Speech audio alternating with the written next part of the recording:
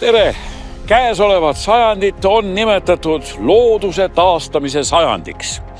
Et leevendada eelmiste generatsioonide, aga ka eos kaasaegse inimtegevuse mõju looduskeskkonnale. Tänases saates vaatleme, miks peaksid ükskord juba kuivendatud sood taas märjaks saama ja kuidas võiks pärast uue raudtee valmimist jätkuda normaalne elu meie kahepaiksetel ja muudel metsaelanikel.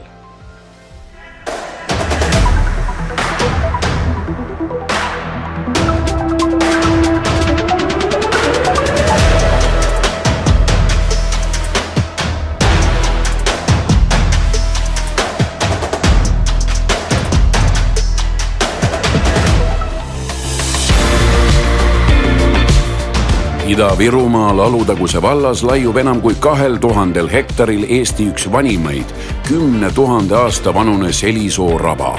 Selisoos elab palju haruldasi liike, rabapüüst ja metsisest kodamööbideni välja.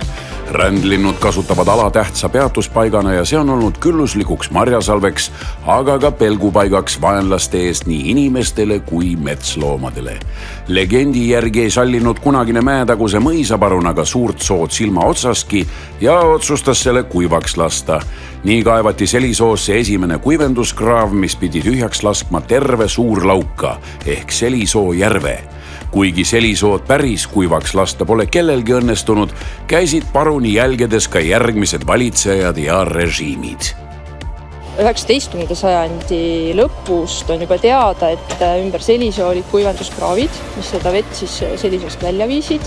Ja samuti kuskil siin 30-ndatel hakati kaevandama turvast, et me olemegi siin nende turbakaevandusaukude juures. Jah, need silmale tegelikult nagu enam väga need turbakaevandusaugud pea 100 aastat vanad näha ei ole, on ju, küll aga näha sellist nagu lohku, kui vaatad sedasi.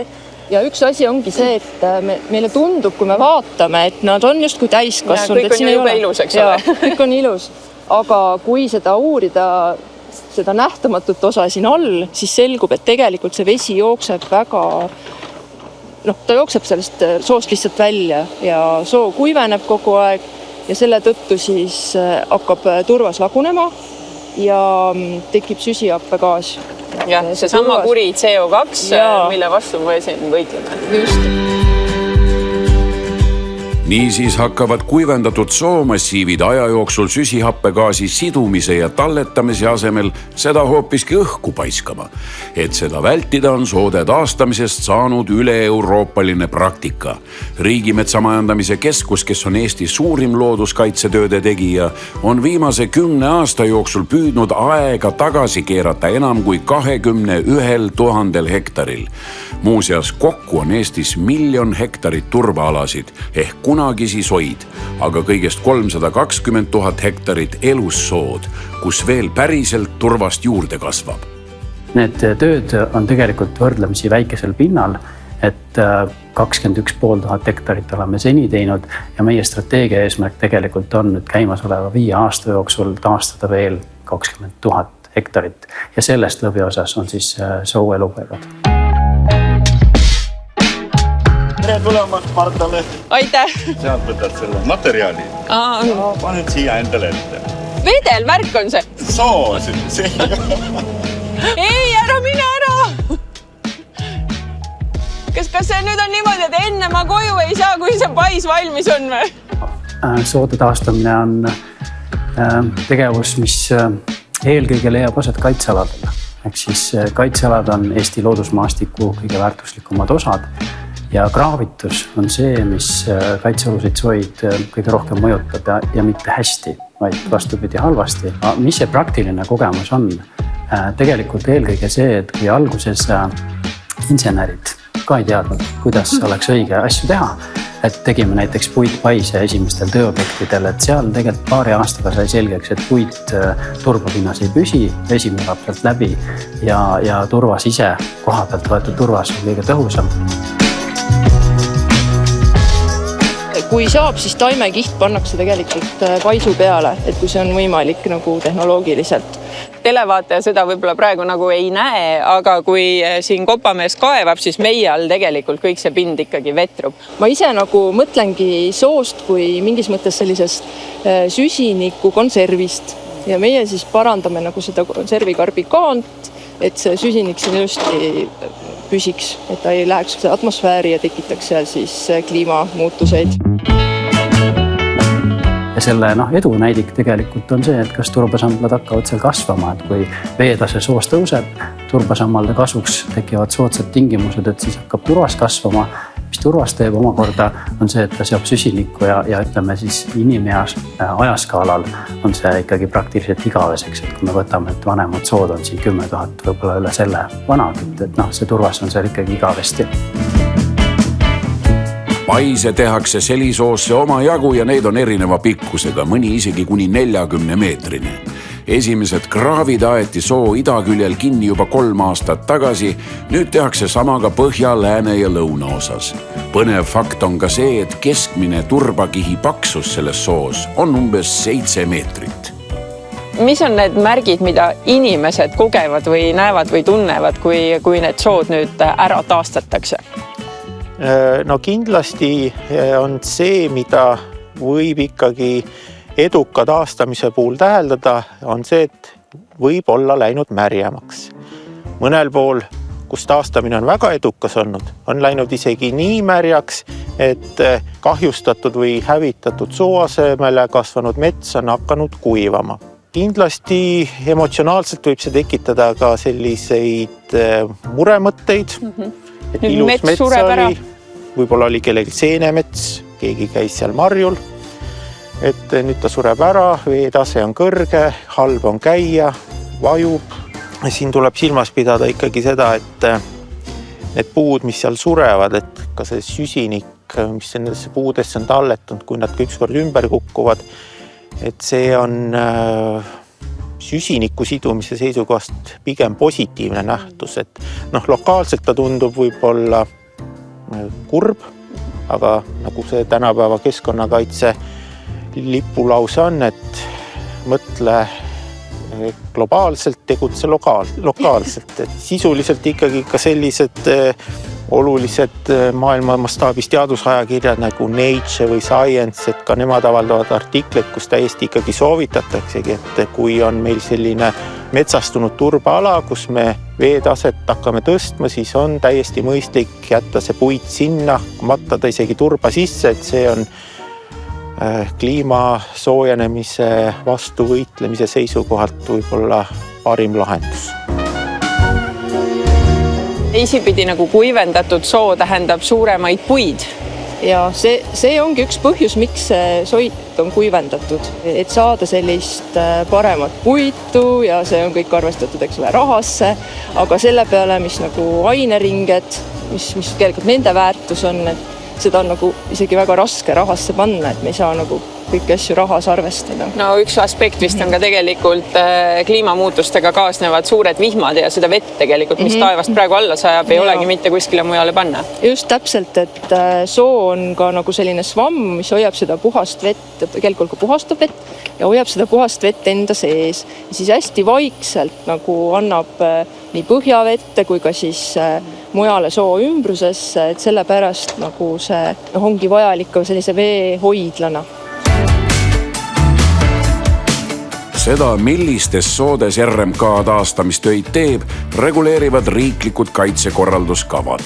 Seni on prioriteediks olnud Eesti suuremad rahvuspargid, kus aega mööda võetakse ette ka väiksemad kaitsealad. Muuseas, Eesti kõige soisem maakond on Pärnumaa, millest sood katavad enam kui 10%. Järgmiseks Ida-Virumaa ja Läänemaa. Kõige kuivem on Valgamaal, kus sood moodustavad maakonnast kõigest 2,3%.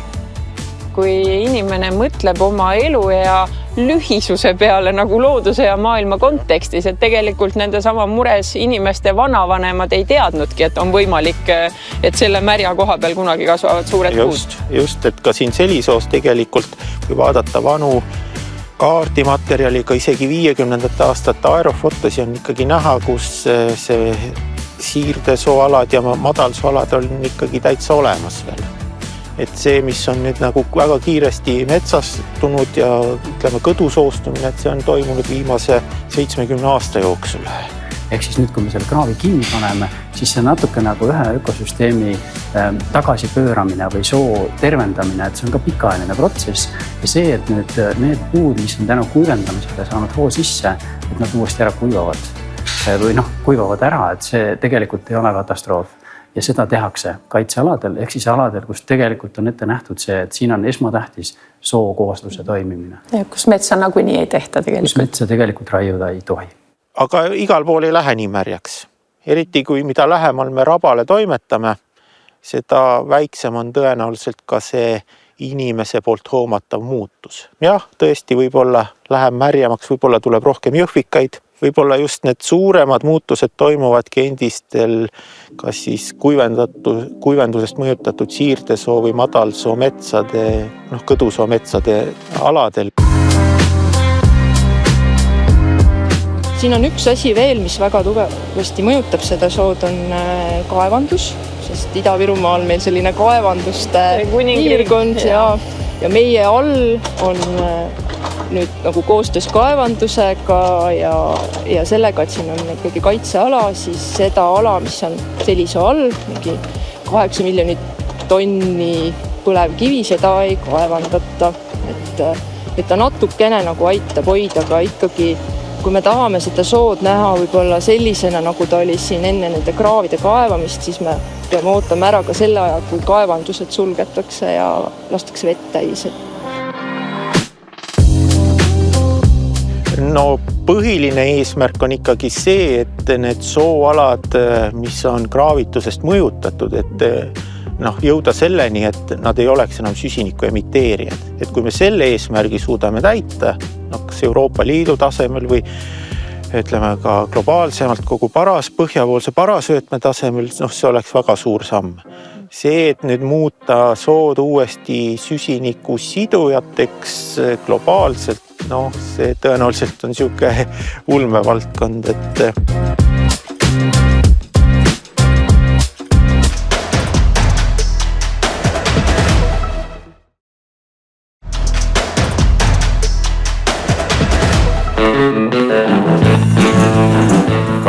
esimest sajandit on nimetatud looduslike elupaikade taastamise sajandiks.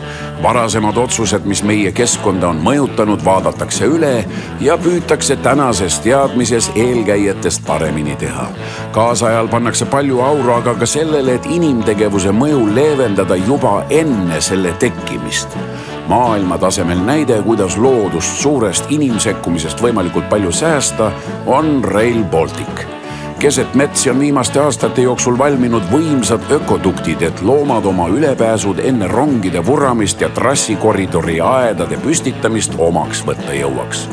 Ühed asukad, keda aga rongiliiklus tulevikus puudutama hakkab ja kes ökoduktidest liigselt ei võida, on kahepaiksed, kellest viimne kui üks on Eestis looduskaitse all. Kahepaiksed on, ühelt poolt on nad toiduobjekt kõigile teistele. Et süüakse nii kullaseid, ehk siis kalad, muud vees elavad tegelased, et söövad konnade kullaseid, süüakse ka suuri konni, siis linnud, imetajad, kas või naarits näiteks ajab konni taga. Ja et siis teine pool ongi see, et samal ajal konnad söövad meil väga palju selgrootuid, ehk kas või sääsevastseid, mis võiks ju meile kui inimestele väga meeldida. Ja konnad ikka majapesed, sääski on vähem, eks ole.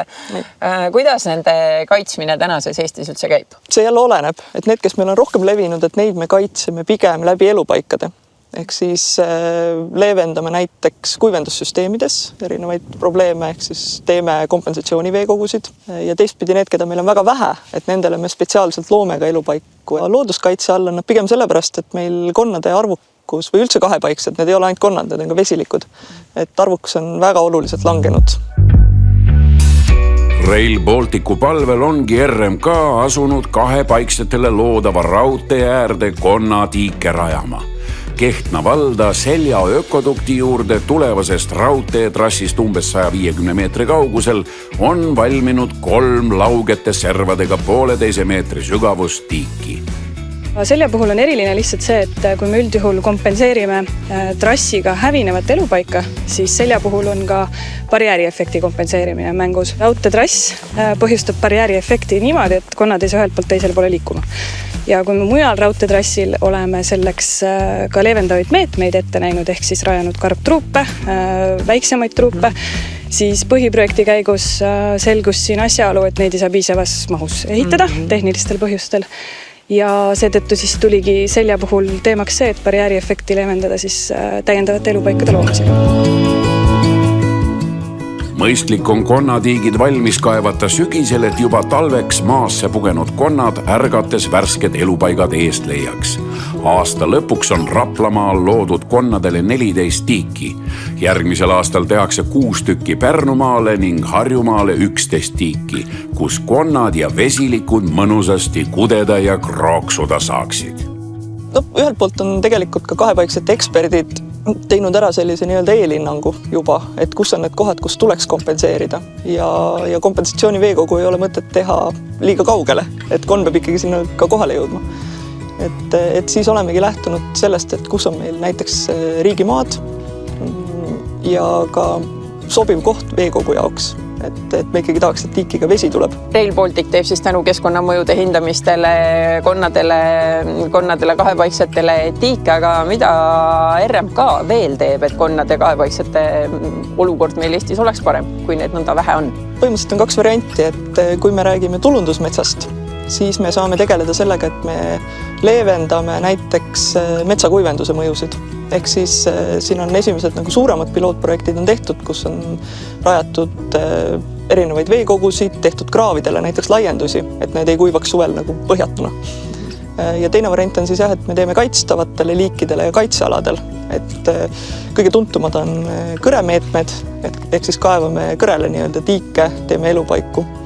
Ja tegelikult on konnad käivad läbi mitmetest meie nii-öelda projektidest, mille eesmärk otseselt ei ole konn. Ehk siis me taastame ka märgalasid, erinevad sookooslused näiteks, rannaniidud on jälle kõrele olulised ja on ka vooluveekogude taastamine. Kuidas üldse nende konnatiikide asukoha leidmine käib? Asukoha otsimine on olnud paras väljakutse. Ennekõike on asukohana vajalik leida riigimaad. Eramaadele me ühtegi tiiki rajama ei lähe. Teatud olukordades on eramaid vaja kasutada lihtsalt ligipääsuks, on seal siis kas eratee või siis on vaja kinnistult lihtsalt läbi sõita, et ehituseks saada tiikideni. Siis kui asukoht on selge, siis ei jäägi muud üle, kui vormistada sisuliselt paberile, teha lähteülesanne, kooskõlastada kohalike omavalitsustega, Keskkonnaametiga, teatud asukohtades on ka ehituslubasid vaja ja muidugi ka tegelikult eraomanike käest siis ligipääsudeks lubasid küsida. Et selles mõttes see menetlusprotsess on omajagu pikk, aga võrdlemisi tehtav. Tehniliselt on oluline ka see, kes tiikide alust maad tulevikus haldab ja hooldab. Kõik konnatiigid rajatakse ainult riigimaale. Kui maad on Maa-ameti valduses, viiakse need üle RMK valdusesse, sest viimane vastutab sellegi eest, et tiigid ka tulevikus hoolitsetud oleksid. Konnatiigid ei ole muidugi sugugi ainus kompenseeriv meede, mida raudtee rajamisel tegema peab. Pärnumaal Rääma rabas saab rongiliikluse tõttu kannatada metsise populatsioon, kellele Rail Baltic peab lähemas tulevikus looma uued samaväärsed elu- ja mängupaigad vanadele aladele võimalikult lähedal. Et meie kontekstis see asja saab alguse läbi keskkonnamõjude hinnangute, eks ole, kus siis erinevad erialaeksperdid on öelnud, et kus kohas me mõju avaldame. Mõju hindamised on kestnud juba mitu head aastat. Tänaseks on nad üle poole Eestist on mõjuhinnangud valmis saanud ja kompenseerivate tegevustena tõesti laiast laastus ongi meil siis kaitsealused liigid. Metsis, kahepaiksed. Meil on teada ka veel seda, et meil on tulemas ja mingit laadi kompenseerimismeetmed on vajalik ka musta toonekure ja väikse konnakotka jaoks. Sest et eriti väikse konnakotka puhul meil on teada 3 trassi lähedale jäävat pesapaika. Kompenseerivate tegevuste maht sõltub ka üksjagu palju sellisest rakendatavast metoodikast. Et näiteks on väikse konnakotka puhul on tavapärane see, et kui mõjutatakse mingisugust konkreetset nii-öelda pesa, siis metoodika näeb ette justkui 8 uue siis nii-öelda pesapaiga nagu leidmist ja kaitse alla võtmist, eks ole. See on tegelikult tavapärane praktika Soomes ja samalaadset nii-öelda tegevust metoodikat me kavatseme ka Eestis rakendada.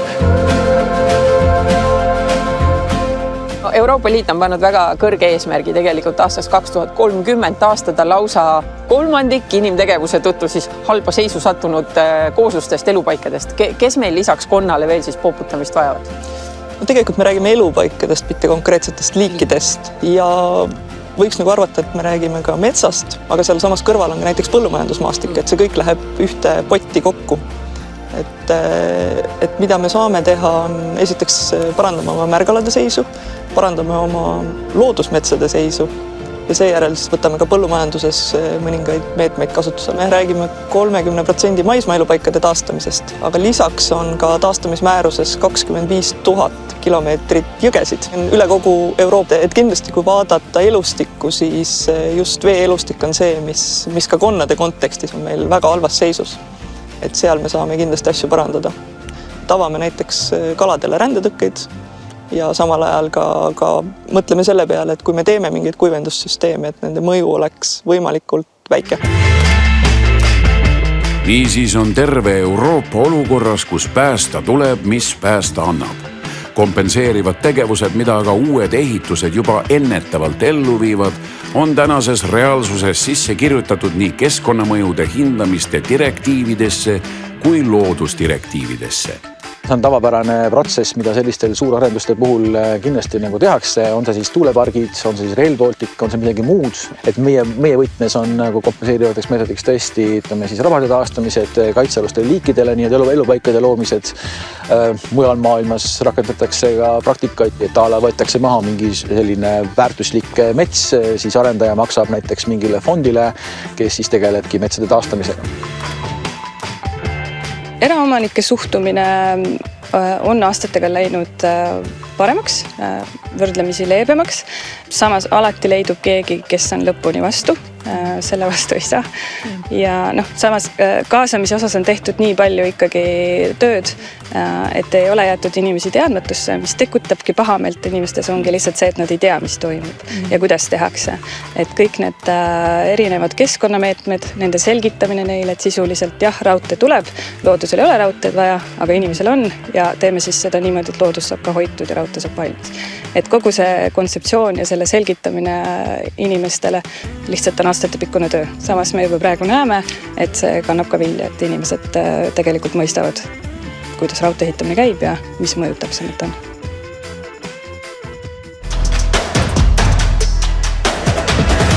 Võib-olla andis tänane saade sulle impulsi oma kunagised otsused üle vaadata ja oma tänaste tegemiste mõju minimeerida. Näeme nädala aja pärast.